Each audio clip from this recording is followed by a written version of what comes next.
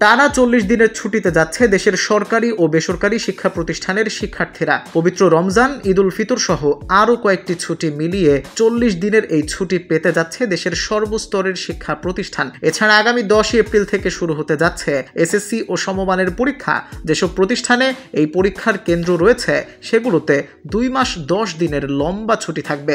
শিক্ষাপঞ্জি বিশ্লেষণ করে দেখা গেছে পবিত্র রমজান মাস, শুভ দোলযাত্রা, স্বাধীনতা দিবস, জুমাতুল বিদা, শবে কদর ও ঈদ উল ফিতরের ছুটি 2রা মার্চ থেকে শুরু হবে, শেষ হবে 8ই এপ্রিল। পবিত্র রমজান শুরু হবে 1লা বা 2রা মার্চ। 28শে ফেব্রুয়ারি ও 1লা মার্চ শুক্র ও শনিবারের ছুটি থাকায় শিক্ষা প্রতিষ্ঠানগুলোতে সর্বশেষ ক্লাস হবে 27শে ফেব্রুয়ারি অর্থাৎ বৃহস্পতিবার। সেই হিসেবে একটানা বন্ধ থাকবে 40 দিন। শিক্ষা প্রতিষ্ঠানের প্রধানরা জানিয়েছেন, এসব ছুটির ঘোষণা দিয়ে রাজধানীর বিভিন্ন শিক্ষা প্রতিষ্ঠানে ইতোমধ্যেই ছুটির নোটিশ টানানো হয়েছে। এতে বলা হয়েছে, পবিত্র রমজান মাস, শুভ দোলযাত্রা, স্বাধীনতা দিবস, জুমাতুল বিদা, শবে কদর ও ঈদ উল ফিতরের ছুটি 2রা মার্চ থেকে শুরু হয়ে শেষ হবে 8ই এপ্রিল। জানতে চাইলে মাধ্যমিক ও উচ্চশিক্ষা অধিদপ্তরের উপপরিচালক মোহাম্মদ ইউনুস ফারুকি বলেন, রমজান ও ঈদ উল ফিতর সহ আরও কিছু ছুটি মিলিয়ে প্রায় 40 দিনের ছুটি শুরু হবে। সরকারি শিক্ষাপঞ্জি অনুযায়ী এই ছুটি থাকবে। এই ছুটি সরকারি, বেসরকারি